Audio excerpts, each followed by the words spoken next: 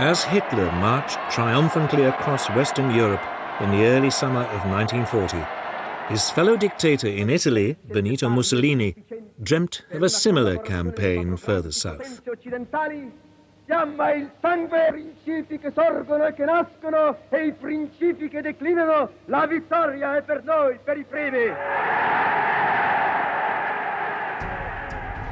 His dream was to build a new Roman Empire that would see Italy expand not only along the northern Mediterranean coast, but south through North Africa. He would turn the Mediterranean into Mare Nostrum, our sea. But it was a dream that would turn into a disaster. It would lead, in due course, to Mussolini's death and fatally overextend his German ally.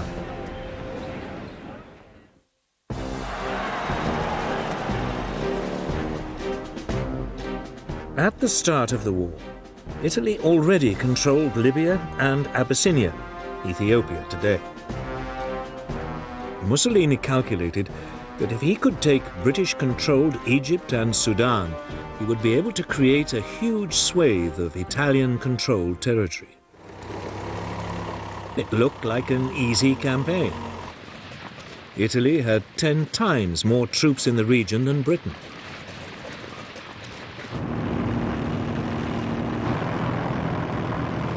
In September 1940, Mussolini invaded Egypt and captured the small coastal town of Sidi Barrani.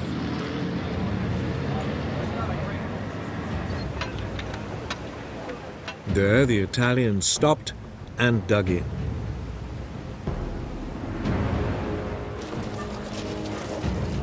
Britain gathered all available forces for a counterattack.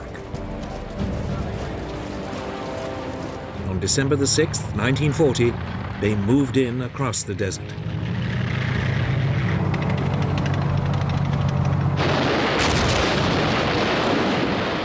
Just 4 days later, they overran the Italian defenses.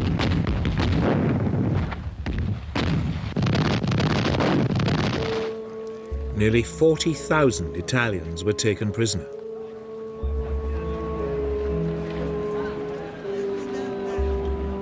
It was the first sign that the Italian army was in poor fighting shape. The remainder of the defeated Italians retreated back across the Libyan border.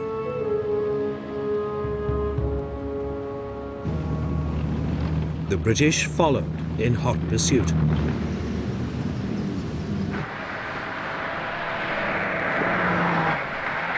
In barely a month, the Western Desert Force, as it was called, had advanced almost 600 miles across Libya.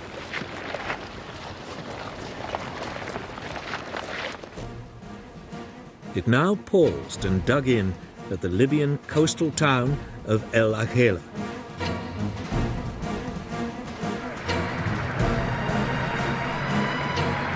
Almost half of Italy's Libyan empire had been seized and over 100,000 Italian troops taken prisoner.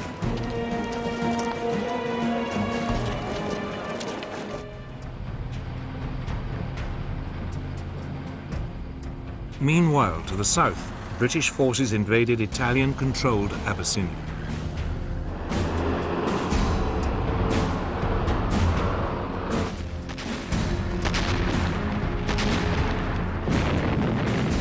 The fighting lasted for nearly 12 months.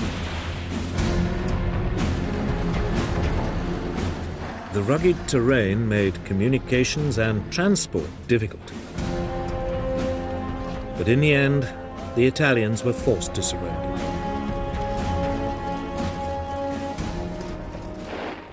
But even as Abyssinia was being secured, Mussolini's empire building was causing problems in another part of the Mediterranean.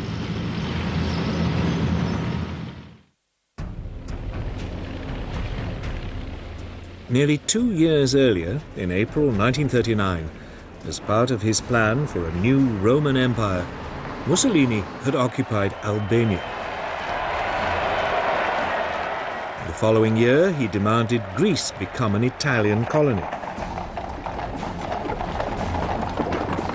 When the Greeks refused, he invaded.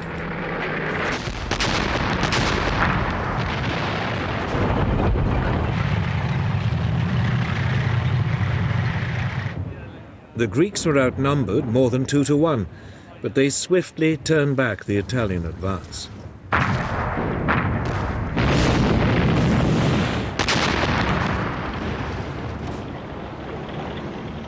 By the beginning of March 1941, the Italians had not only been pushed out of Greece, but out of much of neighbouring Albania too. Britain's Prime Minister, Winston Churchill, promised help so the Greeks could finish the job. But Britain's forces were already heavily committed elsewhere. So it was that the British units in North Africa were told to abandon their Libyan adventure and ship much of the force across the Mediterranean to Albania.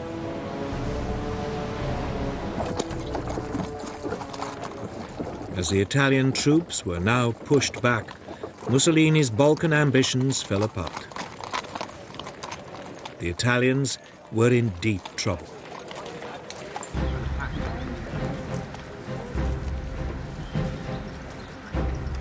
It left Hitler with a problem. Should he divert troops from elsewhere in Europe to support his most important European ally, or should he abandon Mussolini to his fate? He decided to help.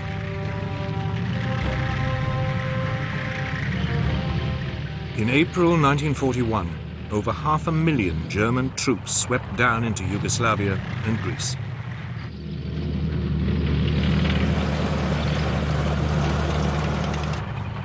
For Germany, it would prove to be the beginning of a fateful entanglement with Mussolini's political dreams.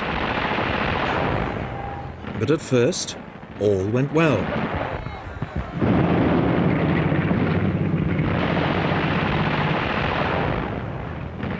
The Greeks, despite British help, were unable to hold the Germans back, and in late April, the Axis forces captured the Greek capital of Athens.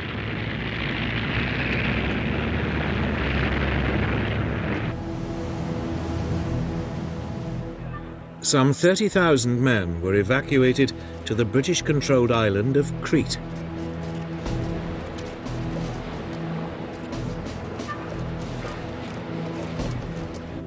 Hitler decided to flush them out.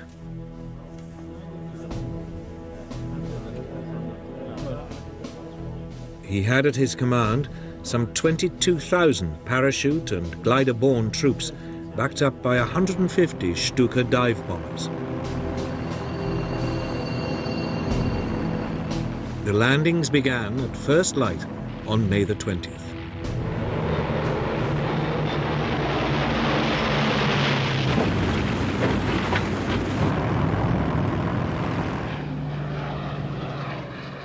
To begin with, they focused on the main airfields. The Allied forces were overstretched. There were incessant German air attacks.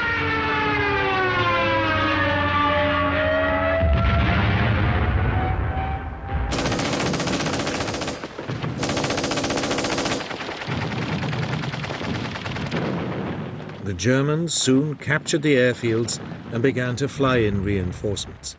The Allies were pushed back across the island.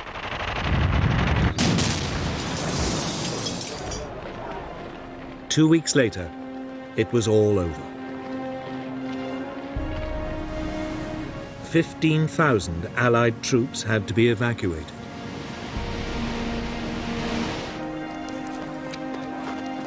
A further 18,000 were taken prisoner.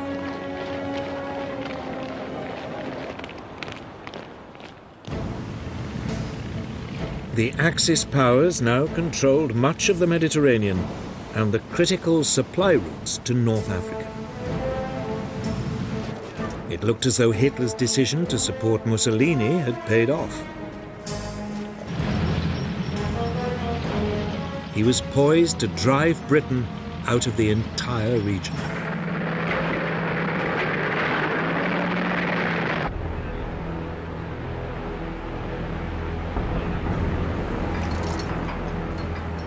In February 1941, a junior German general arrived at the Libyan port of Tripoli.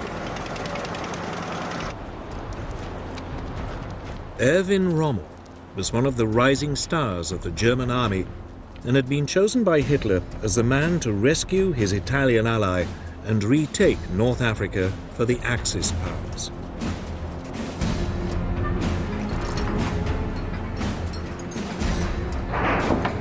The first units of his Africa Corps were soon landing. Some 16,000 men and over 100 tanks had been diverted from the European front. The Axis forces rapidly outnumbered the British troops, depleted by the war in Greece and Crete.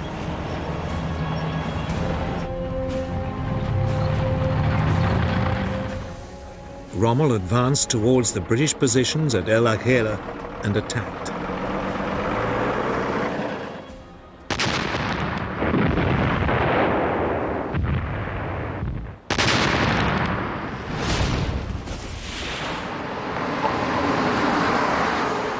As the British fell back, Rommel pursued them.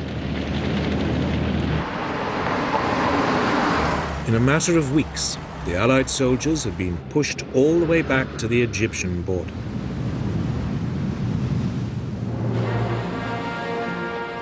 But in the retreat, a division of Australian troops had been cut off by the Germans in the Libyan port of Tobruk.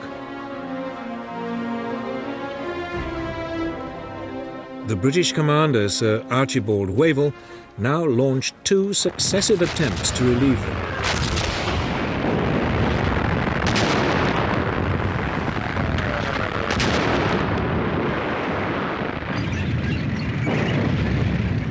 Both were fought off by Rommel's now well-encamped troops.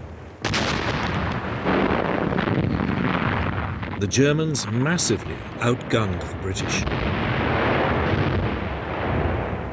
Their 88mm anti-aircraft guns, when used against tanks, far outranged the British. Moreover, Rommel took advantage of the wide-open landscape to drive his tanks around the British forces, outflanking them time and time again. It would become his trademark tactic.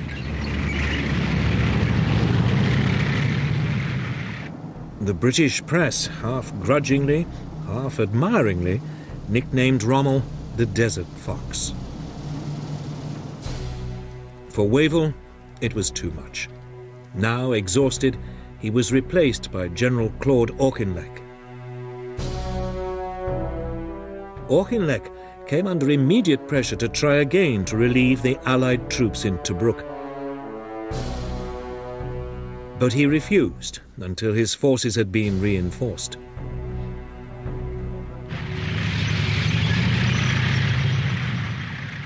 Then, on November the 18th, 1941, he launched a major assault.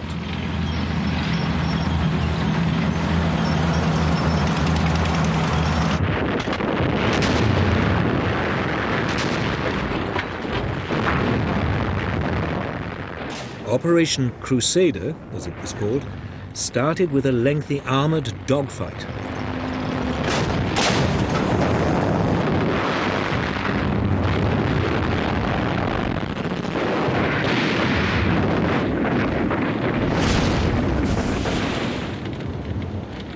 Again, the British tanks suffered heavy casualties. But the infantry slowly moved forward.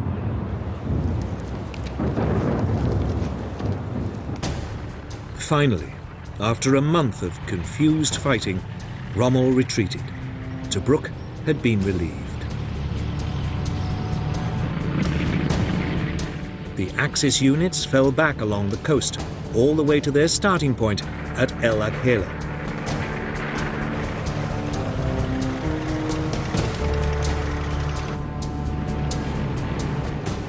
Auchinleck's military command now assumed Rommel was a spent force, at least for the time being. Its units were dispersed to bases along the coast for a badly needed refit.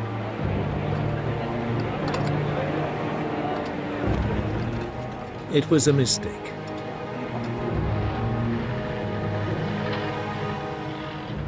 Two months later, in January 1942, Rommel's Afrika Korps was back on the attack.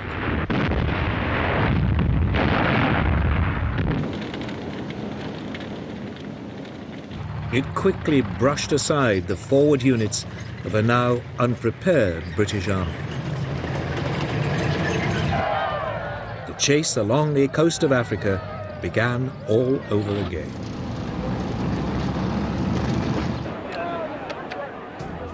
The Allies fell back towards a new defensive line just west of Tobruk.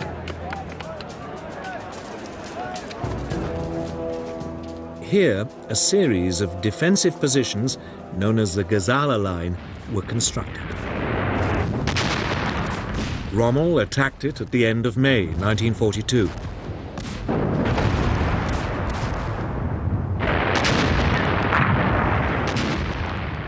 Once again, he swung his armour around the British forces in a great outflanking movement and came in behind the British positions.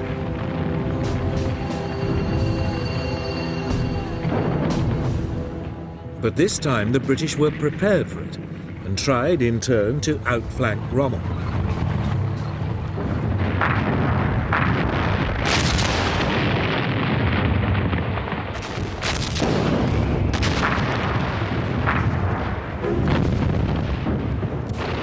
The fighting lasted for 3 weeks as each side tried to outmaneuver the other.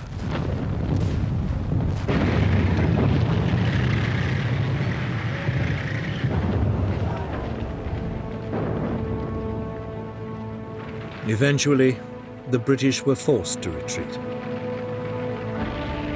3 days later, the Germans overran the Allied positions.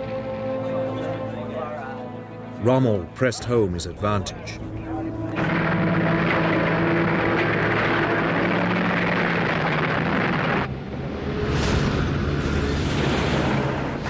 The British withdrawal threatened to become a rout. Finally, Auchinleck turned to face his enemy at the Egyptian village of El Alamein.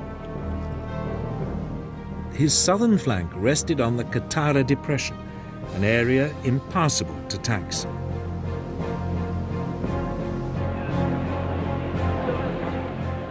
On July the 1st, 1942, Rommel attacked again.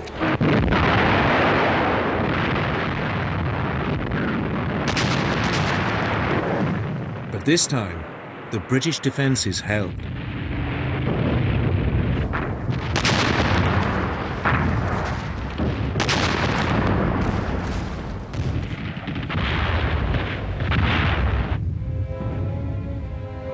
Rommel, with his supply lines stretched and now seriously short of fuel, was forced to give up.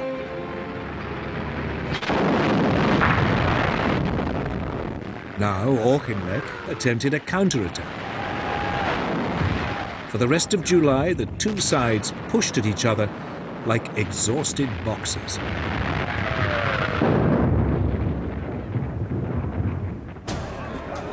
Churchill was furious at the lack of British progress and now visited Egypt.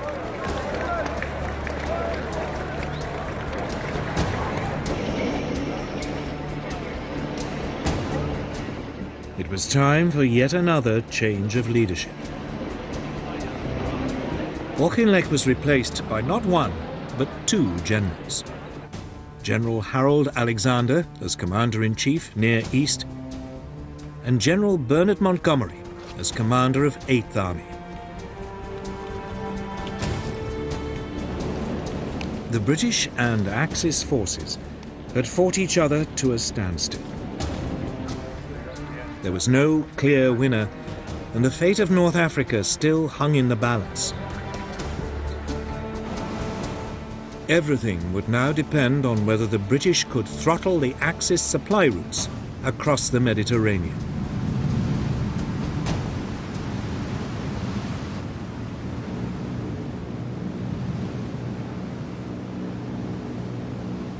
For the first months of World War II, the Allies had enjoyed unchallenged control of the Mediterranean Sea. Britain's oil supplies from the Middle East passed through it undisturbed, and communications with the Empire in India and the Far East were secure.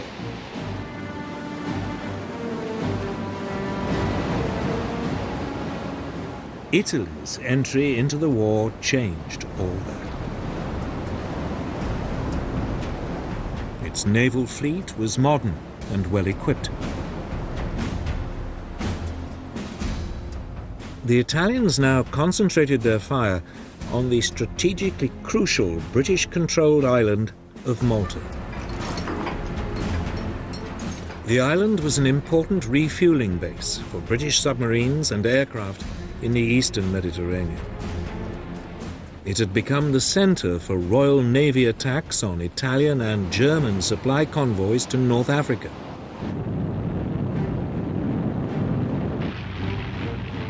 In summer 1940, Italy bombed it.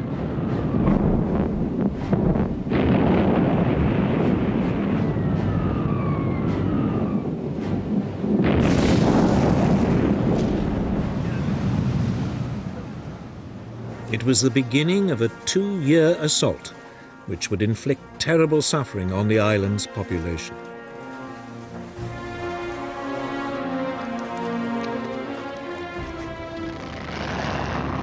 Yet for all Malta's strategic significance, Britain was caught on the hop.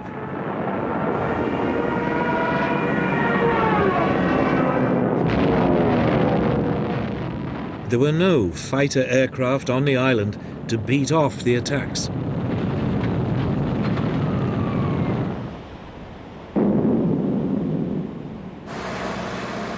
Then, almost by accident, 4 Gladiator fighter biplanes were found in crates on the island. They were hastily assembled.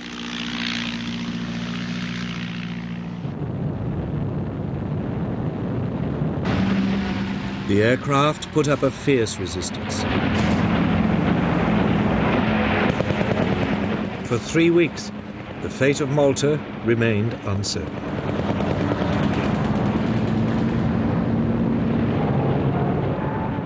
Then, finally, British fighter reinforcements arrived, and the Italian bombers were temporarily beaten off.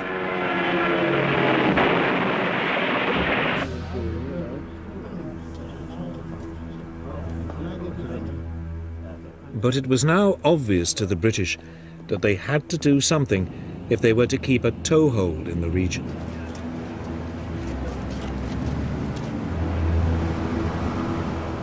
That winter, Britain launched what it hoped would be a knockout blow against the Italian Navy.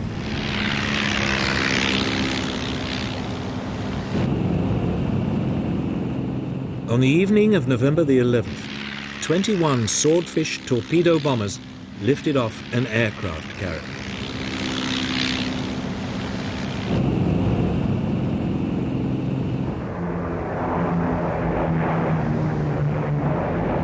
They swept in on the Italian fleet, anchored in its base at Taranto. The Italians hadn't expected it.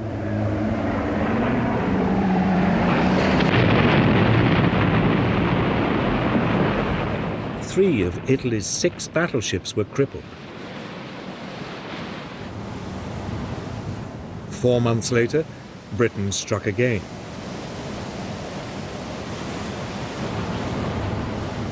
The Italian fleet was again caught off guard off the coast of Greece.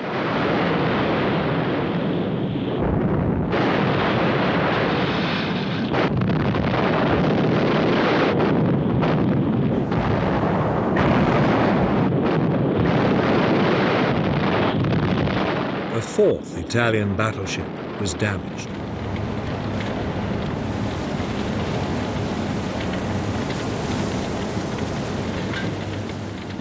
Mussolini's challenge to the British Navy was finished.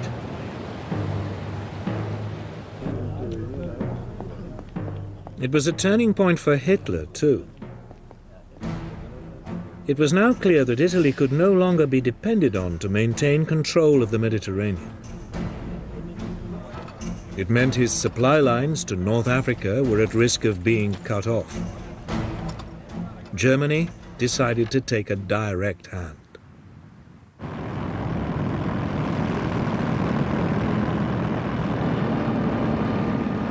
In early 1941, the Luftwaffe bombed Malta.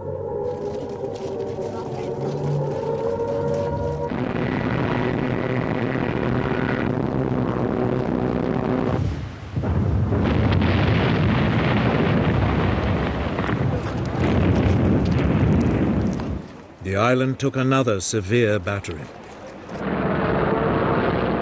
The attacks continued, month after month.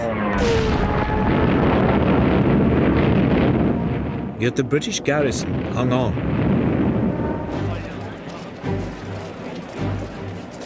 During an interlude in the German bombardment in autumn 1941, it even managed to step up its attacks on the Axis supply convoys to North Africa.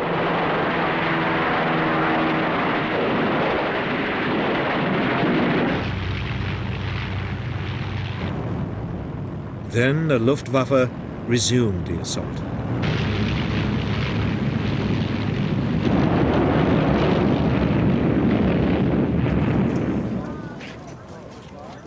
But despite the battering, the people of Malta held on.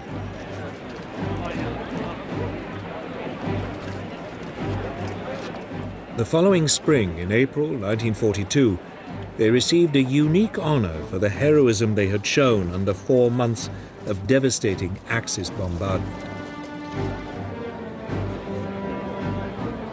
The island was awarded the George Cross, Britain's highest award for civilian courage.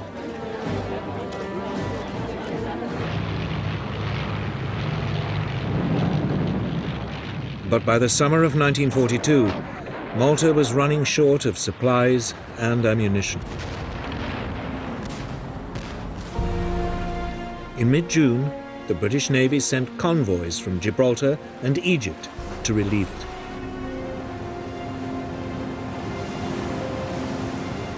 But the Germans were waiting.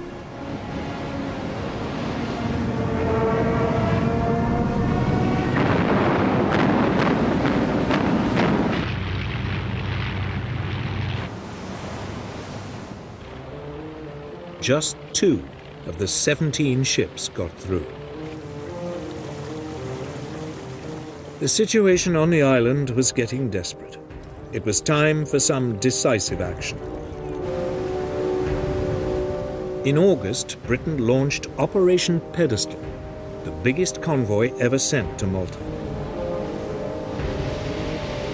14 merchant ships entered the Mediterranean through the Straits of Gibraltar. They were accompanied by a large naval escort.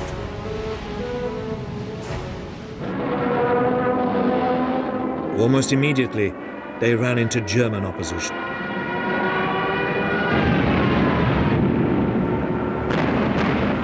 For 3 days, there was a ferocious sea battle as Axis submarines and aircraft attempted to stop and sink the convoy.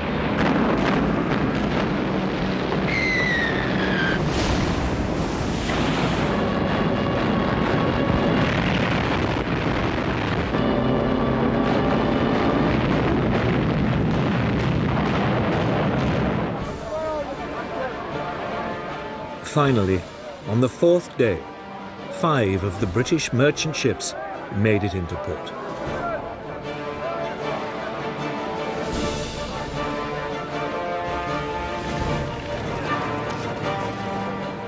They brought with them just enough supplies to keep the island going. Malta had been rescued. It meant the Allies could continue to harass the Axis supply lines to North Africa.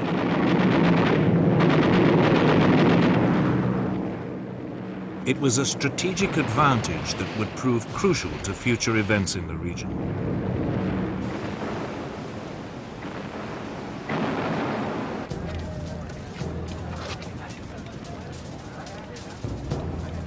In North Africa, Churchill's orders to his new team, Generals Alexander and Montgomery, were simple: destroy the army commanded by Field Marshal Rommel.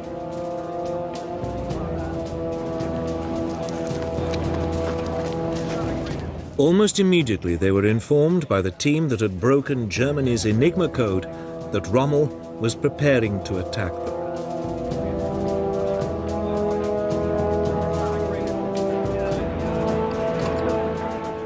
Montgomery assumed the Desert Fox would try another of his outflanking moves and fortified the ridge of Alam Halfa, just to the southeast of El Alamein.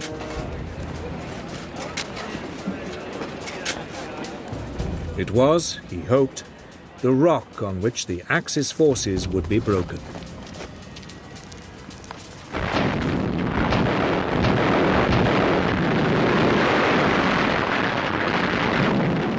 When it came, the fighting lasted for 3 days.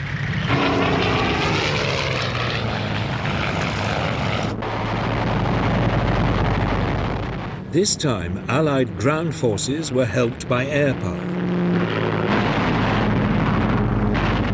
The RAF played havoc with the advancing German tanks.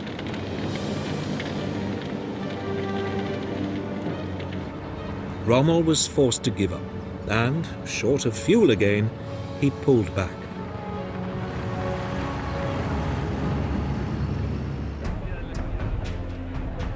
It was now Rommel's turn to dig in.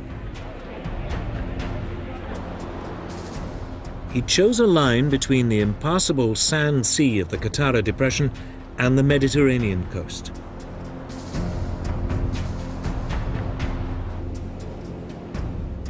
Great belts of minefields were covered by artillery.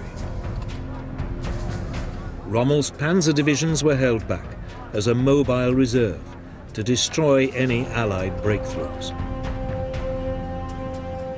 Montgomery was well aware it was a formidable barrier. He also knew it was impossible to outflank it.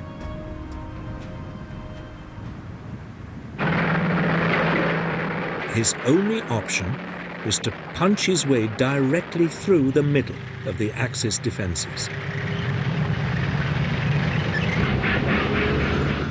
He was helped by a flood of new equipment from the United States, which included the new American Lee and Sherman tanks with 75mm guns.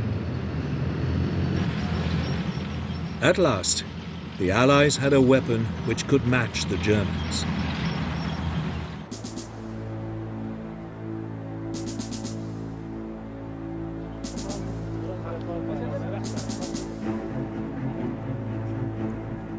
Finally, on the evening of October the 23rd, 1942, the British opened up an artillery bombardment on Rommel's positions.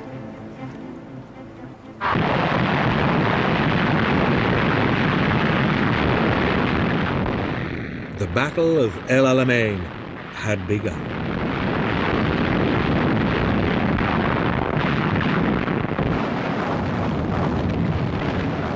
Under cover of the bombardment, Allied engineers moved forward to clear paths through the Axis minefields.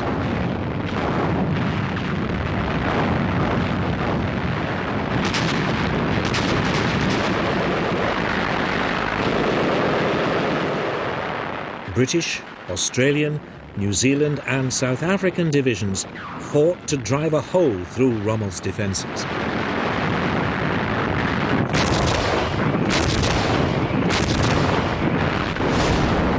Rommel's artillery took a terrible toll. Casualties mounted on both sides.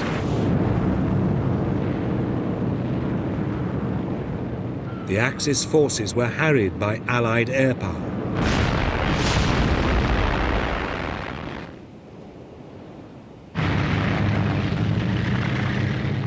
Finally, after 10 days of fighting, the Allied forces broke through. The following day, Rommel retreated.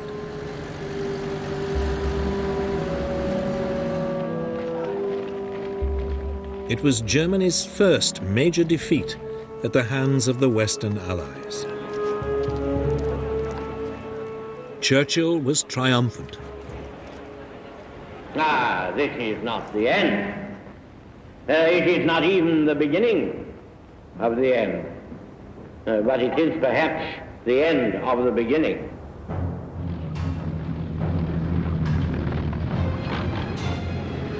For 2.5 months, Montgomery chased Rommel west along the North African coast towards Tunisia.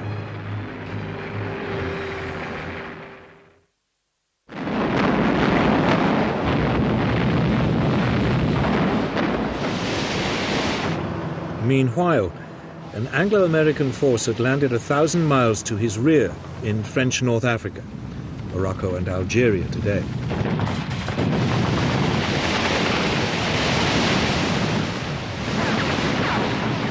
It was codenamed Operation Torch.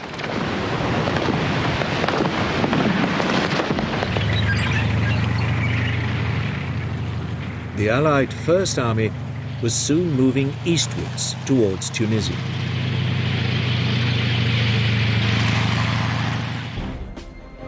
Rommel was in danger of being attacked from behind.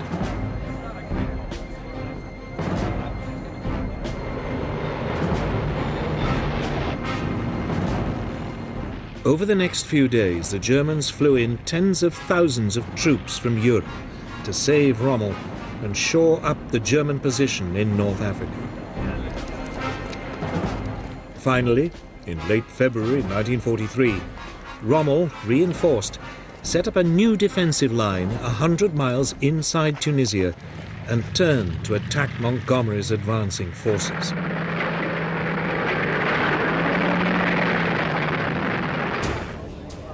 But Montgomery had been forewarned by the Enigma codebreakers, and his troops were waiting as the German tanks rolled forward.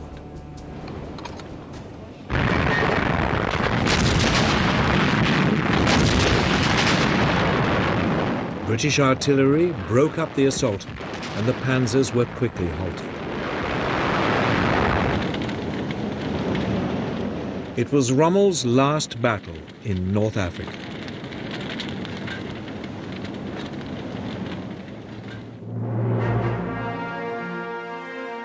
He now returned to Germany to beg Hitler to abandon the North African campaign. But Hitler refused.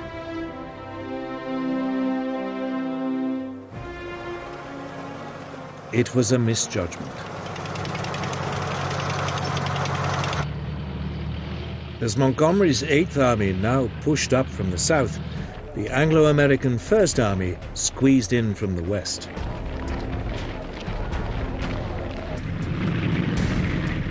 On May the 7th, US forces took the port of Bizerta.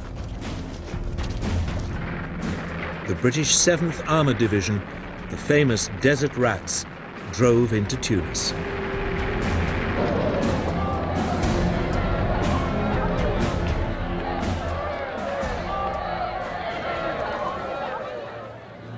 The Allies' pincer closed, and the Axis troops were trapped. 5 days later, 250,000 German and Italian soldiers surrendered. It was more than twice the number that had surrendered at Stalingrad 4 months earlier. For Germany, it was another momentous disaster.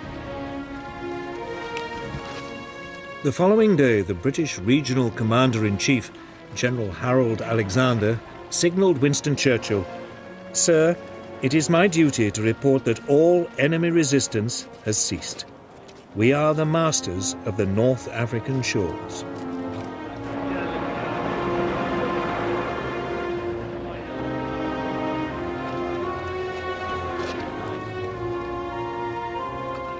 Mussolini's gamble in North Africa had taken a terrible toll on German resources.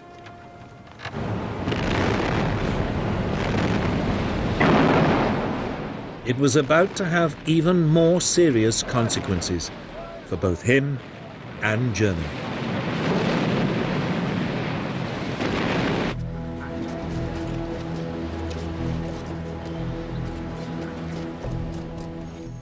In January 1943, at a conference in the Moroccan city of Casablanca, Churchill and Roosevelt agreed to open a new front on German-dominated Europe. The obvious target was Italy, seriously weakened by its North African failures. The only question was, where should the invasion begin? Should the route go via Sardinia or Sicily? The Allied High Command chose the Sicilian route, but to throw the Germans off the scent, they organized a deception plan.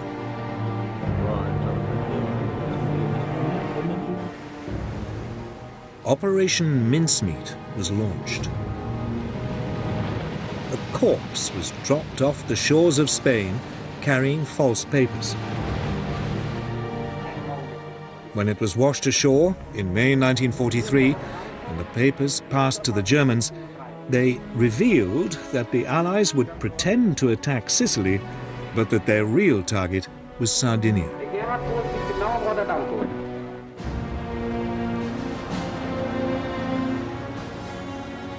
Enigma code breakers soon confirmed the Germans had fallen for it.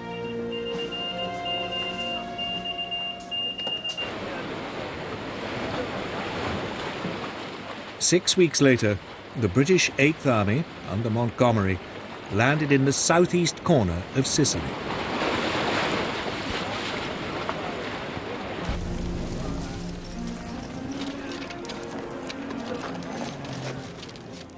The Italian coastal troops presented few problems.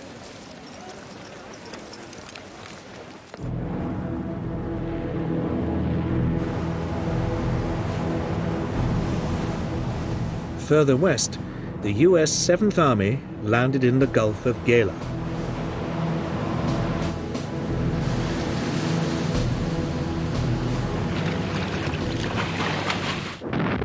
The Italian resistance was again overwhelmed.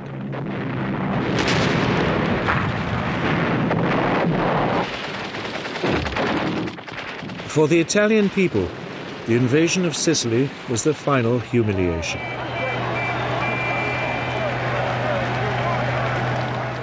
Mussolini was overthrown in a popular uprising. The new government now opened secret talks with the Allies for an armistice.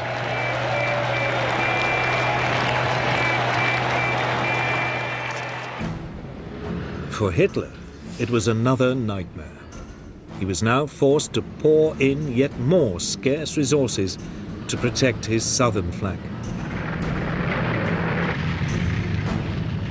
He told his commanders that even if Italy surrendered, they should fight on.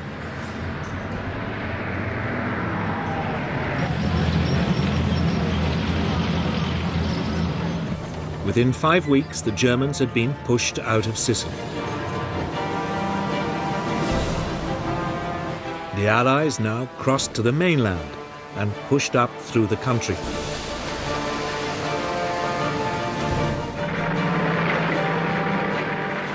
US troops moved up the west side. British troops moved up the east.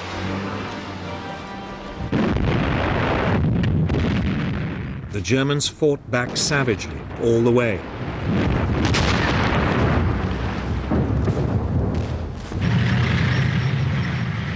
Even so, Naples fell to the Allies on October the 1st, 1943.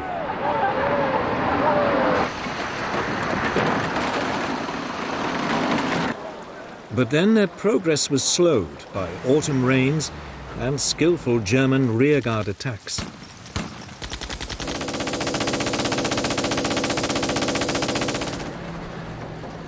It was not until the end of November that Allied forces finally reached the Gustav Line, the first of a series of German defensive positions cutting across Italy.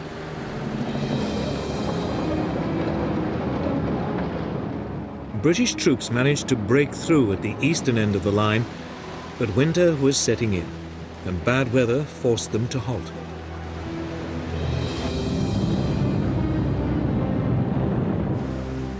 Nevertheless, in the west, US forces attempted to outflank the German defences by taking to the sea.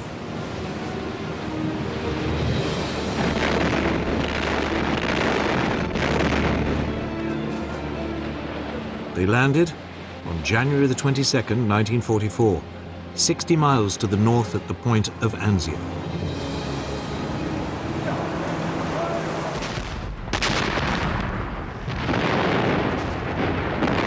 But here, amidst fierce fighting, they were pinned down and nearly driven back into the sea.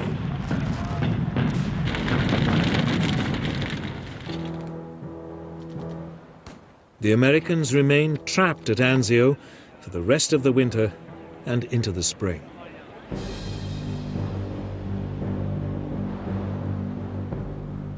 Meanwhile, in the center of Italy, the key to breaking the Gustav Line was the towering Monte Cassino mountain complex.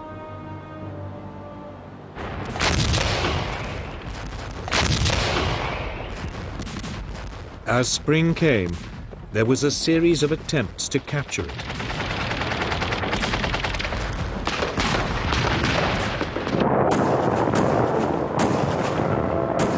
Each assault failed.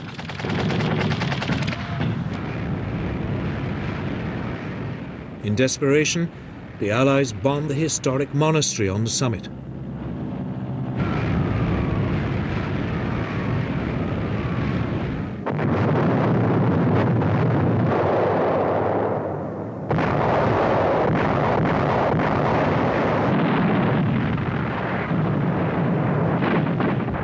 But the Germans hung on.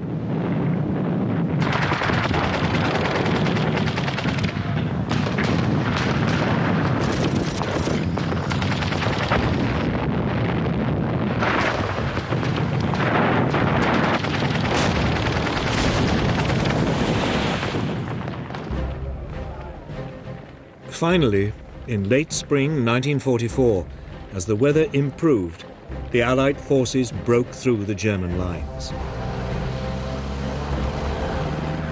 Simultaneously, the Americans broke out of Anzio. The Allied forces now moved swiftly north to Rome.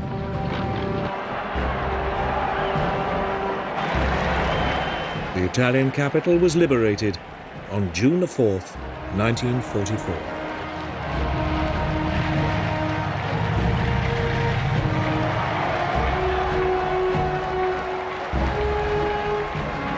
For Hitler, it was another blow. He was now hanging on to Italy by his fingernails.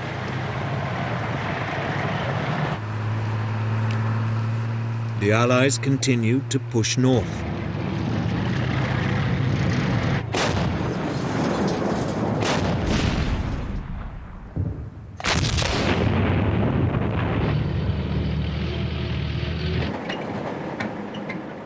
The German defenders finally fell back to the formidable Gothic line, just north of Florence.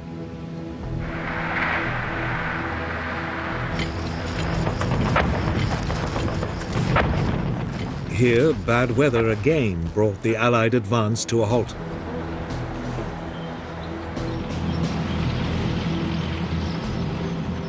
It wouldn't be until the spring of 1945 that the campaign could resume and Italy was finally won.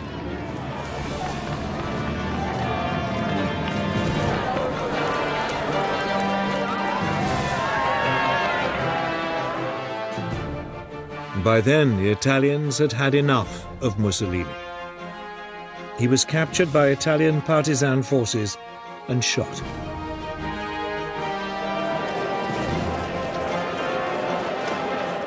His corpse was hung by its heels in Milan. Mussolini's war had been a catastrophe for himself and his country. It had also left the German southern flank dangerously exposed. The German army was now overcommitted, short of troops, and retreating on all fronts.